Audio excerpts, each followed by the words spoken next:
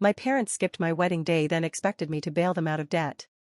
AITA for refusing to pay off my parents' debt after they skipped my wedding for a luxury cruise? OP here. I'm James, I'm 29, and my wife, Sarah, is 28. I really need a reality check on this, because my world has been turned completely upside down. A little while ago, my own parents informed me that my wedding date was a bad time for them. So, instead of coming to see their only son get married, they booked a 2-week luxury cruise. They just didn't come. Now, fast forward a few months, and they're standing on the brink of bankruptcy. The debt they racked up on that very trip, and from their lifestyle in general, has finally caught up to them. Their solution? They are demanding, not asking, but demanding, that I use the life savings my wife and I have painstakingly built to bail them out. Before we continue, take a moment to subscribe and hit the notification bell to help us grow. I told them no. And with that single word, our entire family has basically imploded. It's a war, with me and my wife on one side, and my parents and their network of enablers on the other. The kind of betrayal that comes from your own parents, the two people on this planet who are supposed to be your biggest supporters, is a heavy, suffocating thing. It's a weight I've been carrying for a long time, but this story is about what happened when I finally found the strength to put it down. This is the story of what happened when I finally hit my breaking point. To understand how we got here, you have to understand the world my parents live in. To any outsider, we were the postcard perfect family. We had a beautiful, oversized house in a neighborhood where every lawn was manicured. Their social media was a meticulously curated gallery of fake success and fabricated happiness. But what people didn't see was the reality behind those closed doors. Their love always felt conditional. It was a transaction. It depended entirely on how my achievements could be polished and presented to make them look good.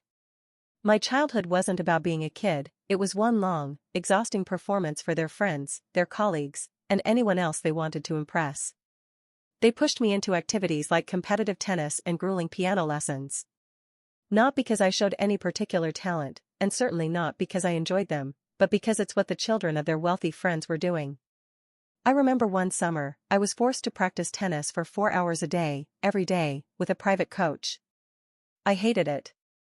I was miserable. But it resulted in a small, local trophy that they could display in the living room, and that's all that mattered. Family photos weren't cherished memories, they were elaborate productions. My mother would buy expensive, designer outfits for all of us, leave the tags on, and then we'd have this tense, hour-long photo shoot in the backyard where she'd be directing us to look happier and act like you love each other. The next day, she'd quietly return all the clothes for a full refund. Their primary concern was never, "Are you happy, James?" It was always, and only, "What will people think?" Then, when I went to college, on a mixture of scholarships and student loans that I am still paying off, I might add, I met Sarah. And she changed everything. She is my complete opposite in all the best ways.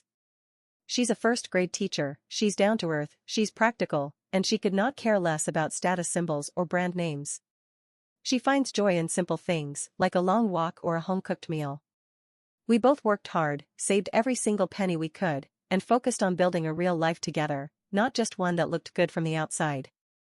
Our dream wasn't a country club membership, it was a small house with a yard for a dog. We were a team, a true partnership. And for the first time in my life, I felt unconditionally loved for who I was, not for what I could do for someone else's image. When Sarah and I got engaged, we were over the moon. We immediately started planning a wedding that felt like us. It was never going to be some grand affair. We wanted a small, intimate ceremony at the local courthouse with just our immediate family and closest friends. Afterward, we planned a relaxed, joyful barbecue in the backyard of the small house we were renting. We envisioned strings of fairy lights, good comfort food, our favorite music playing from a speaker, and a lot of laughter.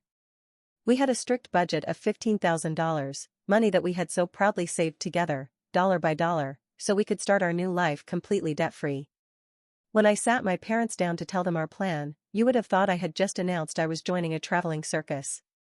The reaction wasn't just disappointment, it was pure, unadulterated horror. A backyard barbecue? For your wedding? My mother asked, her voice dripping with a disgust so profound it made my stomach turn. My father, ever the blunt instrument, was even worse. That's not a wedding, James, that's an embarrassment. We can't have our friends and my business partners seeing that. It reflects poorly on us, Their counterproposal came almost immediately. They demanded a gigantic wedding at a prestigious country club. They had a list of over 200 guests, most of whom I hadn't seen in years or didn't even know. They started talking about ice sculptures, a 10-piece live band, a 5-course meal, and a couture tuxedo for me. It was their fantasy, not ours. When I asked the obvious question, how on earth could we afford that, they waved a dismissive hand and said they'd help out. I knew from a lifetime of experience that their help was never a gift. It was a weapon. It was a tool for control, something they would hold over my head forever to make every single decision for us. The fights were relentless for weeks. They called me cheap and irresponsible for being financially prudent. They accused Sarah, the kindest and most genuine person I know, of dragging me down with her simple, and therefore inferior, lifestyle. In one particularly nasty phone call, my mother said, "I just don't understand why you're letting her cheapen this family's name." It was brutally clear this was never about celebrating our marriage, it was about them throwing a party to show off to their friends. It was another performance, and I was ruining their production about a month before the wedding, after another explosive screaming match over the phone about our pathetic choice of paper napkins instead of linen. My mother delivered the final bomb, the ultimatum. "If you insist on having this cheap little party," she said, her voice so cold it felt like ice in my veins, "then don't expect us to be there." And she hung up. I was devastated. Absolutely shattered. For a few days, I tried to believe it was a bluff, just another manipulation tactic. I called them back. I begged them. I tried to reason with them, to make them understand that their presence was the only thing I truly, deeply cared about. I would have gotten married in a ditch if it meant they'd be there, smiling. But they were just silent. They refused to engage. They'd made their threat, and now they were waiting for me to cave. A week later, I found out the truth, not from them, but from my cousin, who called me in a panic. My parents weren't just boycotting the wedding in protest.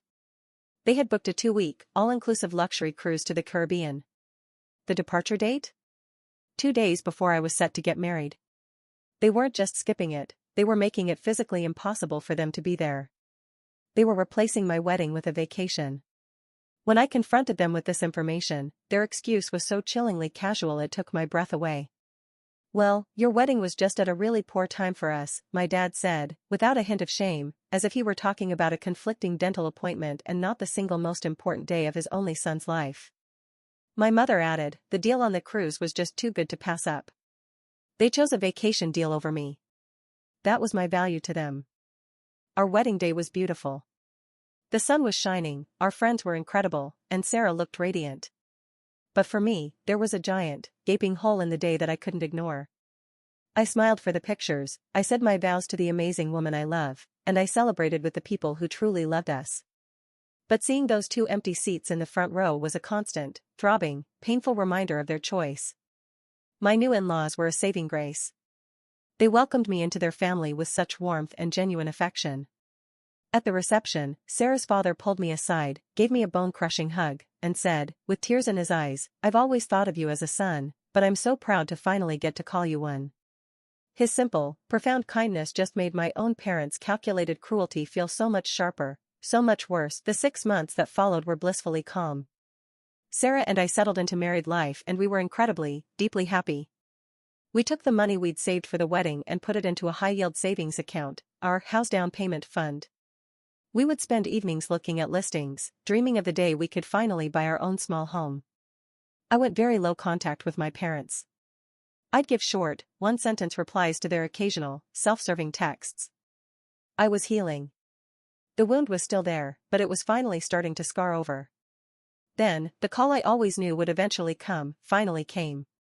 It was my mother, and her voice was thick with the panic she was failing to conceal. The story tumbled out in a frantic, disjointed mess. The cruise, it turned out, had been far more expensive than they'd budgeted for. They'd made some unwise purchases on board. Apparently, the casino and the high-end boutiques were too tempting. To maintain their flawless image since coming home, they had been living entirely on credit cards. Lavish dinners, new clothes, car payments, all of it charged. Now, the bills were due, the promotional interest rates had expired, and they were staring down a mountain of over $50,000 in high-interest consumer debt. They were talking about missing mortgage payments and the very real possibility of bankruptcy. The guilt trip started immediately, clumsy and transparent. You've always been so good with money, James, she began, her voice suddenly syrupy sweet. You know family is supposed to help each other out in times of need. We're your parents. We raised you, we fed you, we put a roof over your head. The irony was so thick I could hardly breathe. They had only ever made demands, they had never offered real, unconditional support. And they were bringing up a roof from my childhood as leverage to pay for the vacation they chose over my wedding. A few days later, they were on my doorstep. Unannounced. It was the first time I'd seen them in person since before the wedding. They looked tired and stressed, but still carried themselves with that familiar air of entitlement. There was no apology. No how are you? No acknowledgement of the massive rift between us. They got straight to the point. We need you to bail us out, my father said, his voice flat. He refused to even look at me, staring at a spot on the wall over my shoulder. We need you to cash out your savings. All of it. The money you have for a house. It's the only way. My mother chimed in, attempting a softer touch. We'll pay you back, of course, honey. Eventually. Once we get back on our feet. I just stared at them. Speechless. They skipped the most important day of my adult life for a vacation. And now, they were standing in the home that Sarah and I had built together, demanding that I sacrifice our entire financial future, our dream, to pay for that exact vacation. It was so brazen, so completely devoid of self-awareness, that something inside me that had been broken for months finally snapped back into place, not with a crack, but with a cold, hard certainty. No, I said. The word was quiet, but it filled the entire room. It was as solid as steel. They exploded. It was like a dam of resentment broke.